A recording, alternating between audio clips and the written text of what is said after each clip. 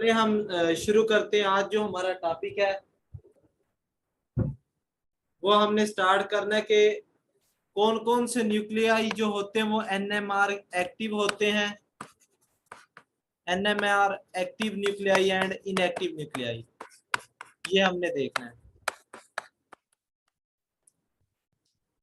तो क्या तमाम न्यूक्लियाई एनएमआर एक्टिव होते हैं? जी नहीं, हर न्यूक्लियाई एनएमआर एक्टिव नहीं होता। तो इसके लिए कंडीशन क्या है वो हम देखेंगे।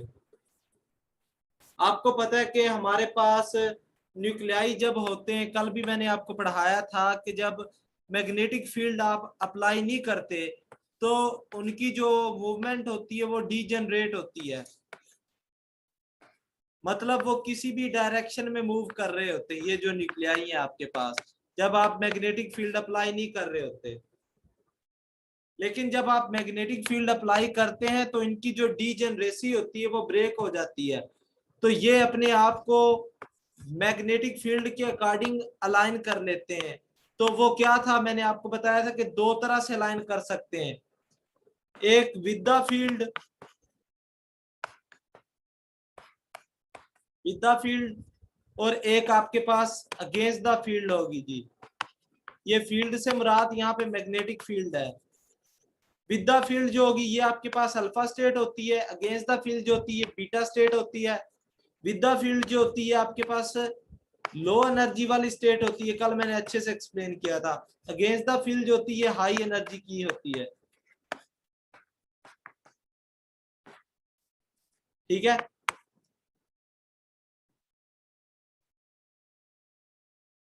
तो ये कुछ बातें थी जो कल मैंने आपको एक्सप्लेन की थी।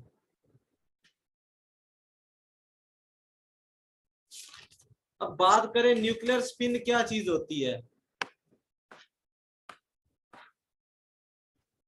न्यूक्लियर स्पिन, ये कल मैंने आपको बताया था। न्यूक्लियर स्पिन को आप आई से डिनोट करते हैं, ये हमें बताती है कि न्यूक्लियस की स्पिन वैल्यू कितनी है, न्यूक्लियस कितना स्पिन कर रहा है। ठीक है, जो प्रोटॉन्स होते हैं और न्यूट्रॉन्स जो होते हैं आपके पास, उनकी जो वैल्यू होती है वो या तो +1/2 होगी और -1/2 होगी। स्पिन की वैल्यू, ये आई की वैल्यू उनकी या तो +1/2 होगी या -1/2 होगी। प्रोटॉन और न्यूट्रॉन की बात कर रहे हैं। ठीक है, तो ये आपने एक बात याद रखनी है।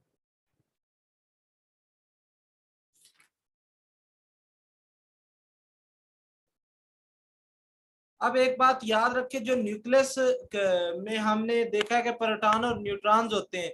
न्यूक्लियर केमिस्ट्री में भी मैंने एक बात आपको बताई थी कि जो प्रोटॉन्स होते हैं वो दूसरे प्रोटॉन के साथ पेयर बनाते हैं और जो न्यूट्रॉन होता है वो न्यूट्रॉन के साथ पेयर बनाकर रहता है। जब मैंने आपको एक थ्योरी पढ़ाई थी हाइडेगर युकावा की, मेजान थ्योरी पढ़ाई थी मैंने आपको, आप लोगों को शायद याद हो। तो क्यों प्रोटॉन प्रोटॉन के साथ पेयरिंग में रहता है, एक रीजन और भी सुन ले आज। जो एक प्रोटॉन दूसरे के साथ इसलिए रहता है क्योंकि एक की जो स्पिन होती है वो दूसरे की स्पिन से अपोजिट होती है। तो ये दोनों एक दूसरे की स्पिन को कैंसिल कर रहे होते हैं, जिसकी वजह से वो एक दूसरे के साथ रह सकते हैं न्यूक्लियस में। और इनकी बहुत ज्यादा टेंडेंसी होती है आपस में पैक होने की, जो अपोजिट स्पिन के न्यूक्लियाई होते हैं। समझ आ रही बात या नहीं आ रही जी? जैसे आप दो इलेक्ट्रॉन को पैक कर रहे होते हैं, इसी तरह आप प्रोटॉन्स को पैक कर सकते हैं, लेकिन बशर्त यह है कि उनकी जो स्पिन होनी चाहिए वो अपोजिट होनी चाहिए।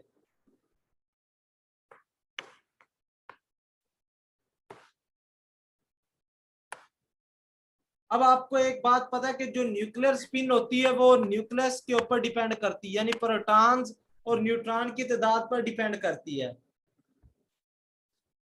अब एक बात बताएं, अगर मेरे पास एक न्यूक्लियस में 6 प्रोटॉन्स हैं और 6 ही न्यूट्रॉन्स हैं जी, तो क्या ये आपके पास न्यूक्लियर स्पिन को शो करवाएगा जी या नहीं? बताएं।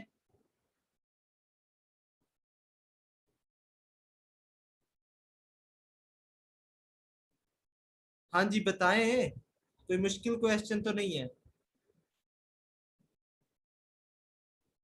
कि आपके पास 6 प्रोटॉन है और 6 न्यूट्रॉन एक न्यूक्लियाई में, क्या ये न्यूक्लियर स्पिन को शो करवाएगा या नहीं करवाएगा? अभी बता भी दिया मैंने आंसर। हाँ जी,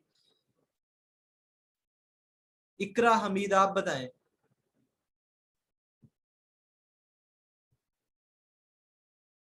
इकरा।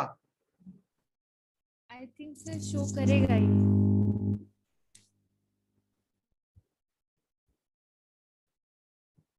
रिमशा आप बताएं।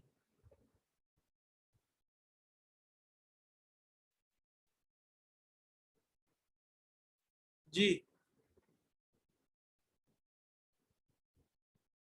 आवाज नहीं आ रही है, वैसे ही नहीं बोल रहे आप लोग? सर कैंसल आउट हो जाएगा। जी, सर शो नहीं कराएगा ना, ये कैंसिल आउट हो जाएगा। तो बोलने तो सही ना एटलीस्ट, गूंगे बनकर क्यों बैठे? मतलब आप लोग अपनी भी एनर्जी सेव करें और आप लोग कह रहे हैं कि उस्ताद बोलता जाए। आप लोग जब आपसे पूछा जाता है तो आपसे आंसर मांग रहे होते हैं, ठीक है? यहाँ मुझे कोई जरूरत नहीं है आपसे मैं बार बार पूछूं, मैं पढ़ाकर नेक्स्ट भी मूव कर सकता हूँ, ठीक है? तो मतलब आपसे क्वेश्चन इसलिए पूछा जाता है कि आप लोगों को समझ आई या नहीं आई, वरना इससे मुझे कोई बेनिफिट नहीं है, पहली बात अपने माइंड में बिठा लें। तो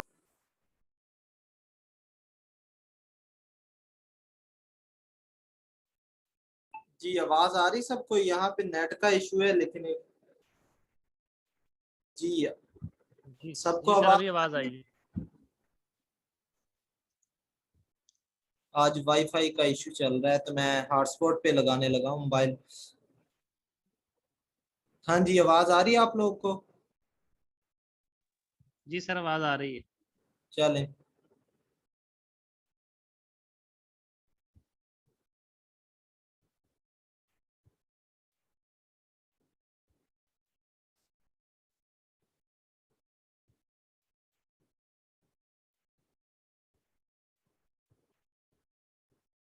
तो हम बात कर रहे थे न्यूक्लियर स्पिन की। तो याद रखें कि जिसका एटॉमिक नंबर जो होगा, अगर आपके पास इवन होगा,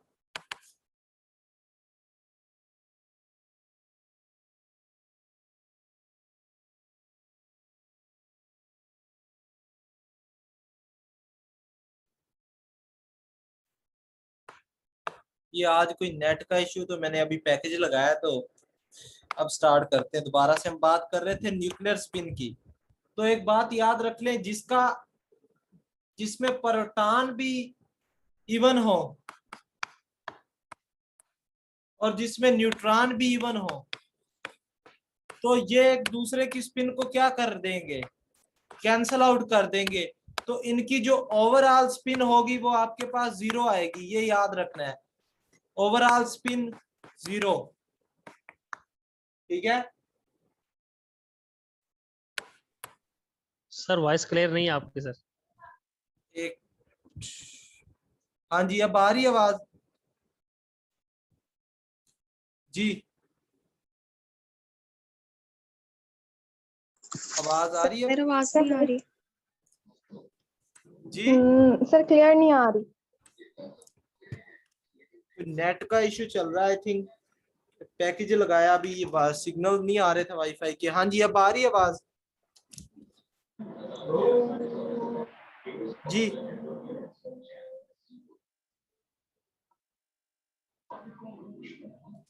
अब भी क्लियर नहीं हुई यार? No sir.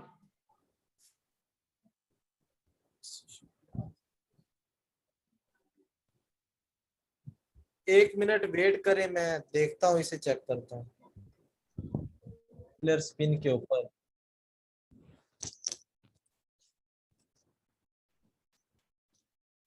मैंने आपसे कहा कि जिसमें प्रोटॉन क्या हो, इवन हो, और न्यूट्रॉन भी क्या हो, इवन हो, तो वो न्यूक्लियाई की स्पिन जो होगी वो 0 होगी और वो NMR इनएक्टिव होगा। ये बात आपने याद रखनी।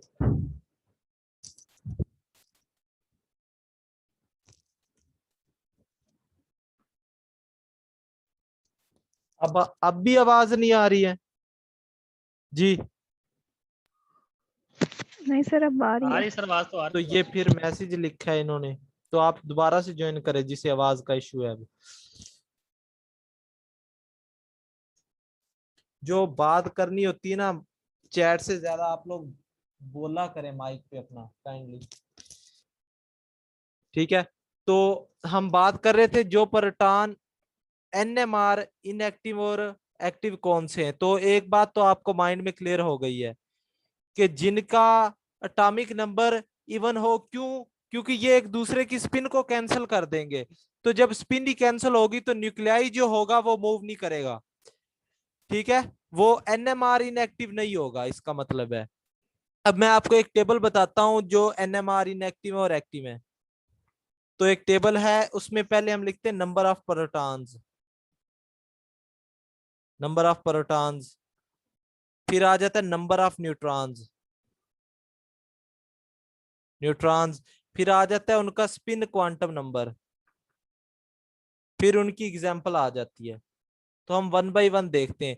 अगर आपके पास नंबर ऑफ प्रोटॉन इवन हो और नंबर ऑफ न्यूट्रॉन भी इवन हो तो उनकी जो न्यूक्लियर स्पिन आई होगी वो 0 होगी, ये याद रखनी है बात, ठीक है? इसकी एग्जांपल है कार्बन 12। अब देखें, कार्बन में न्यूट्रॉन भी इवन होते हैं और प्रोटॉन भी इवन होते हैं, तो एक दूसरे की स्पिन को क्या कर देंगे, ये कैंसिल कर देंगे। समझ आ रही बात या नहीं आ रही?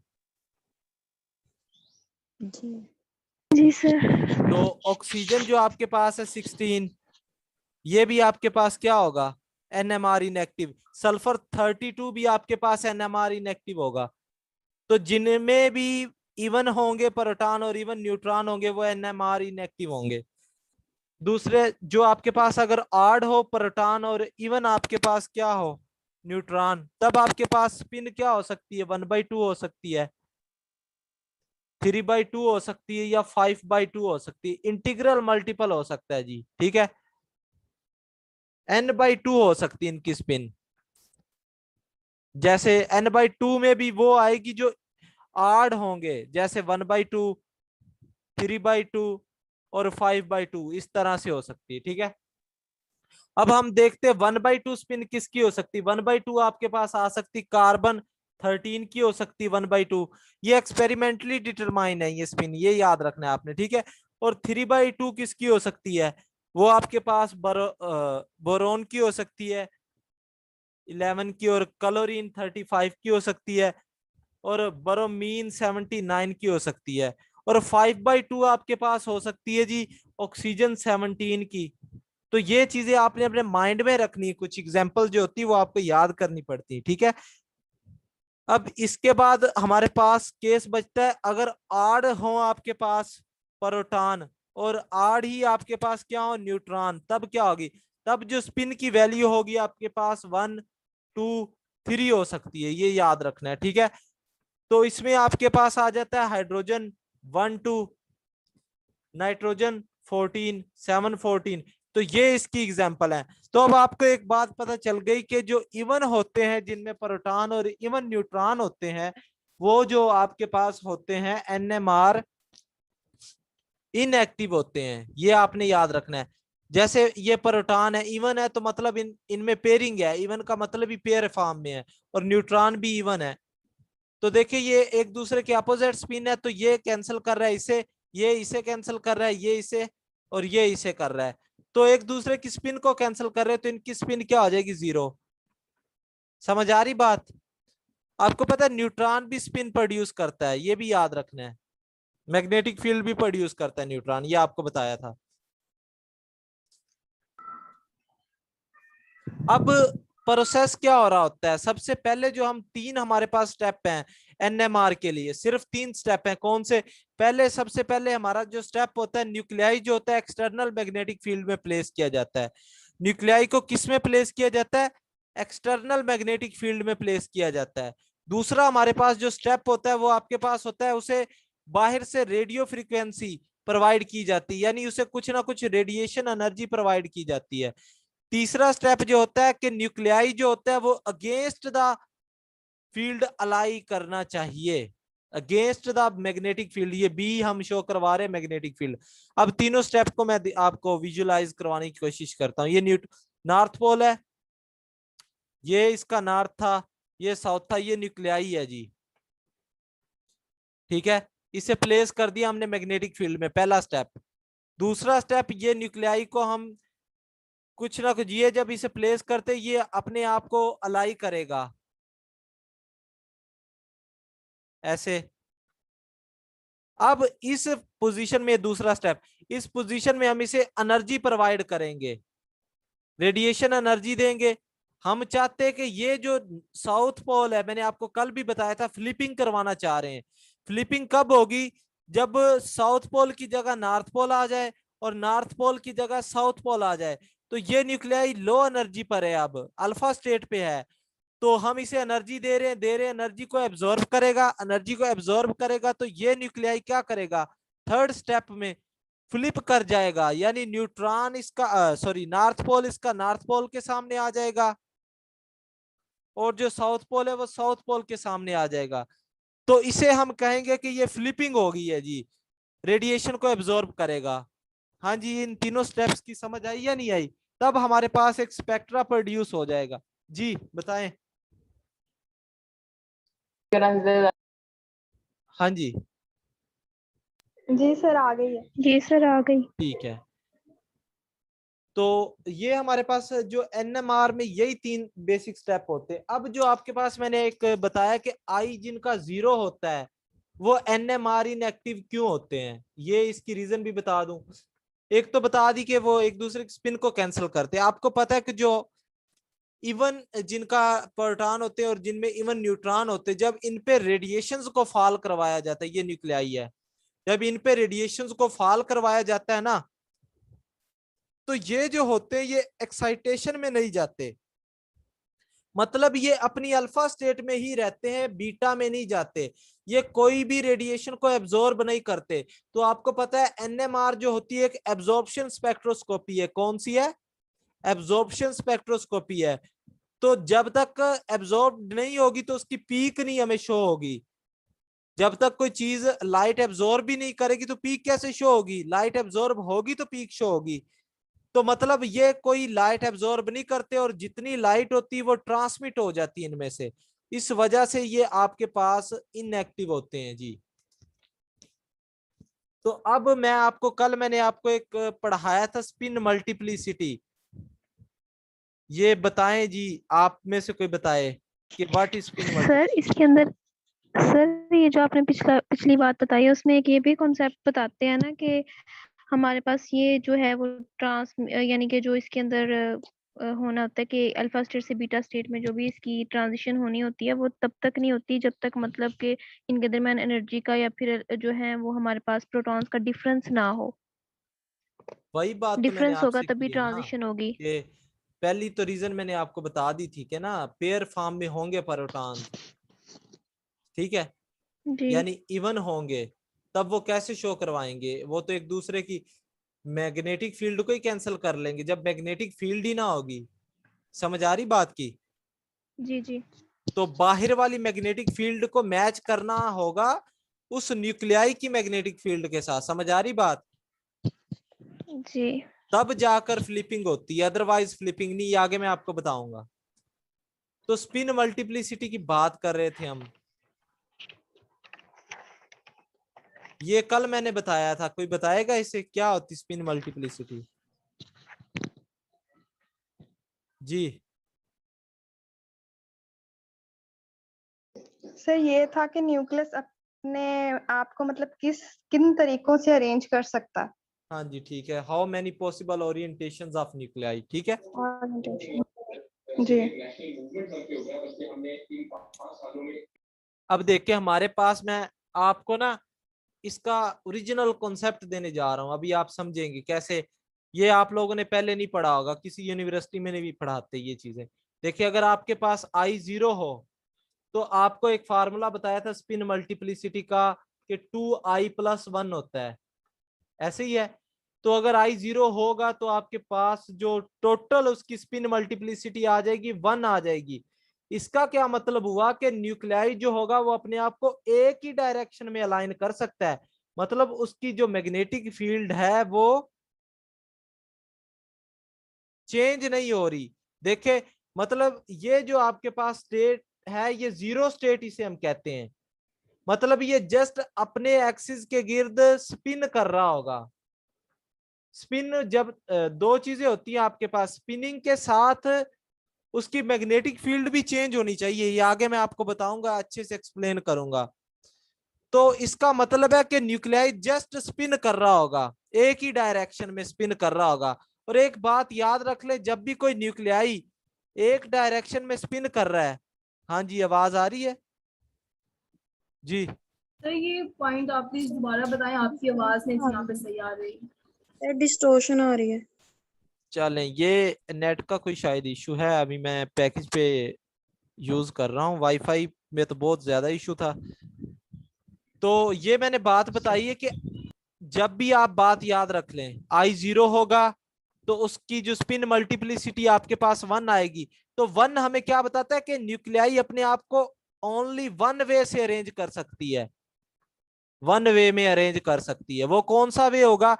वो होगा आपके पास स्पिन शो करवाएगी न्यूक्लियाई जस्ट। और एक बात याद रख लें, जब भी कोई न्यूक्लियाई सिंगल स्पिन जब भी शो करवा रहा होता है तो उसकी मैग्नेटिक फील्ड की डायरेक्शन चेंज नहीं हो रही होती, लेकिन हमें चाहिए कि उसकी मैग्नेटिक फील्ड की डायरेक्शन भी चेंज होनी चाहिए। जब तक न्यूक्लियाई की मैग्नेटिक फील्ड की डायरेक्शन चेंज नहीं होती तब तक कोई भी न्यूक्लियाई जो होगा वो रेडिएशन को एब्जॉर्ब नहीं करता। ये बात आप अपने माइंड में याद रखें, ठीक है? तो न्यूक्लियाई जस्ट स्पिन करेगा, अगर उसकी स्पिन मल्टीप्लिसिटी की वैल्यू 1 होगी तो वो न्यूक्लियाई सिर्फ स्पिन करेगा, वो कोई रेडिएशन को एब्जॉर्ब नहीं करेगा, ठीक है? तो ये बात थी। अब न्यूक्लियाई अपने आप को सिर्फ इस तरीके से रेंज कर सकता है जीरो एनर्जी स्टेट वाले में, ना ये हाई में जा सकता है, ये न्यूक्लियाई लेवल बता रहा हूं एनर्जी लेवल, ना ये हाई में जा सकता है ना ये लो में, ये अल्फा स्टेट है ये बीटा स्टेट है, और ये वो जीरो स्टेट जिसमें ये कोई एनर्जी एब्जॉर्ब नहीं कर रहा। अब हमारे पास आ जाता है, अगर आई उसका स्पिन की वैल्यू 1/2 हो तब आपके पास स्पिन मल्टीप्लिसिटी क्या होगी जी? 2i+1। तो अब देखे 2 × 1/2, ये मैं आपको ना अच्छे से एक्सप्लेन इसलिए कर रहा हूं ताकि आप लोगों को एनएमआर का बेसिक आइडिया पता होना चाहिए कि बेसिकली न्यूक्लियाई स्पिन कैसे कर रहा है और स्पेक्ट्रा कैसे हमें मिलता है। तो ये 2 से कैंसिल हो गया, तो 1 + 1 2।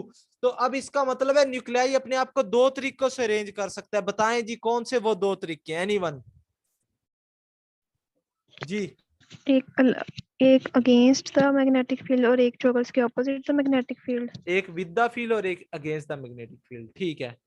ठीक है, मतलब ये आपके पास जीरो एनर्जी स्टेट है, न्यूक्लियाई ऐसे आपके पास अरेंज कर सकता है। एक ये आपके पास जो ऊपर वाली अगेंस्ट द मैग्नेटिक फील्ड होगी और नीचे वाली जो है आपके पास ये क्या होगी? ये स्टेट में अभी नहीं अलाई कर सकता न्यूक्लियाई, ये याद रखना है। अगेंस्ट हो सकता है या विद द फील्ड हो सकता है, यानी वो अल्फा स्टेट में रह सकता है या बीटा स्टेट में रह सकता है, ये दो ही स्टेट पॉसिबल है। मतलब या उसकी डायरेक्शन ऐसे -1/2 हो सकती है या उसकी डायरेक्शन +1/2 हो सकती है। हाँ जी, समझ आई बात या नहीं आई? देखिए कैसे कॉन्सेप्चुअल चीजें हैं, आपको पता चल रहा है कि न्यूक्लियाई कैसे अपने आप को अलाई कर रहा है जी? जी सर। तो 1/2 थी ना, तो उसकी वैल्यू भी 1/2 हो सकती है, या तो प्लस में जा सकती है या माइनस में जा सकती है। ये आपके पास हाई एनर्जी वाले है बीटा स्टेट में, ये आपके पास लो एनर्जी है अल्फा स्टेट में, ये आपने याद रखना है। अब अगर मेरे पास आई की वैल्यू 3/2 हो, तो मैं अच्छे से आपको एग्जांपल दे रहा हूं, आपके माइंड में मजीद फर्दर कॉन्सेप्ट इसका क्लियर होना चाहिए, ताकि आप कहीं पढ़ाएं एनएमआर को तो आप वो चीजें मिस ना करें जो हमारे यूनिवर्सिटी में मिस की जाती हैं और बच्चों को डायरेक्ट स्पेक्ट्रा पे लेकर जाते हैं और थ्योरी पढ़ाते ही नहीं है। अब देखें आई 3/2 होगा तो आपके पास स्पिन मल्टीप्लिसिटी की जो वैल्यू आएगी वो आएगी 4 आएगी। तो मतलब न्यूक्लियाई अपने आप को 4 तरीके से अरेंज कर सकता है। कौन कौन से हो सकते हैं? अब देखे I 0 नहीं है तो इसका मतलब 3/2 के दरमियान वाली वैल्यूज आ सकती है। देखें ये हमारे पास स्टेज है जी, एक हमारे पास हाई एनर्जी में जा सकता है, फिर उससे कम एनर्जी में जा सकता है, फिर न्यूक्लियाई उससे थोड़ी सी कम एनर्जी, फिर न्यूक्लियाई ग्राउंड स्टेट में आ सकता है। समझ आ रही बात या नहीं आ रही? देखिए ये फर्स्ट स्टेज है, ये सेकंड है, ये थर्ड है, ये फोर्थ स्टेट है। तो 4 तरीकों से अरेंज कर सकते हैं। अब मैं आपको पिक्टोरियल थोड़ा सा डायग्रामेटिकली समझाता हूं। न्यूक्लियाई या तो आपके पास विद द फील्ड कर सकता है अलाइन अपने आप को, ये विद द फील्ड हो गया एक, तो ये हो गया हमारे पास। अभी हमारे पास 3 पॉसिबिलिटीज और रहती हैं। दूसरी आपके पास न्यूक्लियाई या तो आपका अगेंस्ट द फील्ड लाई कर सकता है। किसके? अगेंस्ट द फील्ड लाई कर सकता है। ये देखिए अगेंस्ट द फील्ड मैंने आपको बताया है, ये थोड़ा सा अगेंस्ट द फील्ड है, एग्जैक्ट अगेंस्ट द फील्ड नहीं लाई किया। देखे जब अगेंस्ट द फील्ड एग्जैक्ट कब लाई करेगा वो आगे आपको मैं दिखाता हूं। ये थोड़ा सा झुक गया और हमने पहले मैग्नेटिक फील्ड अप्लाई की, थोड़ी सी पहले अप्लाई ही नहीं की, चलें यहाँ पे अप्लाई नहीं की तो ये आपका विद द फील्ड था। लेकिन जब थोड़ी सी मैग्नेटिक फील्ड उसे अप्लाई की तो इसने थोड़ा सा अपने आप को झुकाओ, इसने अपनी डायरेक्शन को चेंज कर लिया, इसने अपने आप को थोड़ा सा बेंट कर लिया, थोड़ा सा मूव कर लिया, मतलब इसने थोड़ा सा अगेंस्ट हुआ है अभी। अब देखें मजीद अगर थोड़ी सी और मैग्नेटिक फील्ड को अप्लाई करें तो ये nuclei further against the field जा रहा है। देखिए ये डायरेक्शन, एरो की डायरेक्शन चेंज हो रही है, ये मैं इसलिए आपको शो करवा रहा हूं। तो अब ये फर्दर किसके चला गया जी? अगेंस्ट द फील्ड फर्दर चला गया। और एक वक्त आएगा जब चौथी स्टेज आएगी तो ये फुल्ली अगेंस्ट द फील्ड चला जाएगा। वो कौन सी स्टेज होगी? देखें ये देखें न्यूक्लियाई अब चला गया अगेंस्ट द फील्ड। ये इसका साउथ हुआ। अब देखें यहां पर ये तीर की डायरेक्शन देखें और यहां पर ये एरो की डायरेक्शन देखें, ऊपर से नीचे है, यहां से नीचे से ऊपर है। हाँ जी समझ आई सबको या नहीं आई? 4 तरीकों से मैंने अरेंजमेंट आपको बताई है। यहां पर वो एनर्जी होगी जब न्यूक्लियाई इसे पिक करेगा और फ्लिप कर जाएगा, यानी टोटली अगेंस्ट द फील्ड। यकदम न्यूक्लियाई नहीं जा रहा होता आपका अगेंस्ट द फील्ड, पहले थोड़ी सी रेडिएशन को एब्जॉर्ब करता है, थोड़ा सा मूव करता है, फिर और को करता है, फिर और मूव करता है, फिर फर्दर को करता है, और एक वक्त आता है कि न्यूक्लियाई मुकम्मल तौर पर अलाई कर लेता है। हाँ जी कॉन्सेप्ट की समझ आई या नहीं आई बताएं? जी सर जी। क्लियर है ये पॉइंट? जी सर क्लियर है। चलें जी, तो ये कुछ सर? चीजें। हाँ जी पूछें। सर अगर हम देखा जाए जब मैग्नेटिक फील्ड अप्लाई नहीं की होती तो तब भी न्यूक्लियाई जो होते हैं वो इसी तरह कुछ रैंडमली न्यूक्लियाई मूव कर होते रहे होते हैं जो हाई एनर्जी में होते हैं, जो जब मैग्नेटिक फील्ड अप्लाई नहीं की होती तब न्यूक्लियाई की सेम एनर्जी होती, ये बात याद रखें आप, ठीक है? डीजनरेट होते हैं ना जी। पूछे क्वेश्चन। जी सर। तो सर यहाँ पे भी तो स्लाइड ही डिफरेंस है आ रहा है इनकी ओरिएंटेशन में जस्ट। हाँ जी स्लाइड डिफरेंस ही होता है और ज्यादा तो नहीं होगा। जब जब जैसे जैसे मैग्नेटिक फील्ड वो एब्जॉर्ब करते जाते हैं, यकदम तो नहीं कुछ चीज जाएगी ना हाई एनर्जी में, समझ आ रही है? आहिस्ता आहिस्ता से वो जाएंगे ना। जब आप मैग्नेटिक फील्ड अप्लाई कर दे, ये हम प्रोवाइड करें रेडिएशन फ्रीक्वेंसी बाहर से, मैग्नेटिक फील्ड लगाई हुई है। अब कुछ न्यूक्लियाई ऐसे हैं जिनकी लो एनर्जी में है, ये तो बाहर से मैंने आपको बताया कि रेडिएशन अप्लाई कर रहे हैं। समझ आ रही है बात या नहीं आ रही? वो रेडिएशन को एब्जॉर्ब करके अपनी पोजीशन चेंज कर रहे हैं। हाँ जी क्लियर है?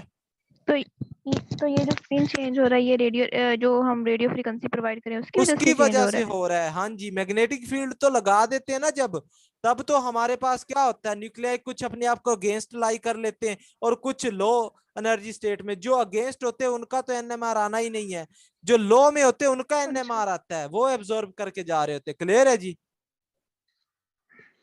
हाँ जी जी सर। और सर इसमें एक और प्रिसेशनल फ्रीक्वेंसी को डिस्कस वो करते आगे हैं, पढ़ते वो हैं कैसे वो। बताते हैं? अभी तो सब्र तो करें, अभी मैंने स्टार्ट ही नहीं किया वो टॉपिक, ठीक है? आप लोग दोबारा से मीटिंग को ज्वाइन करें। ठीक है।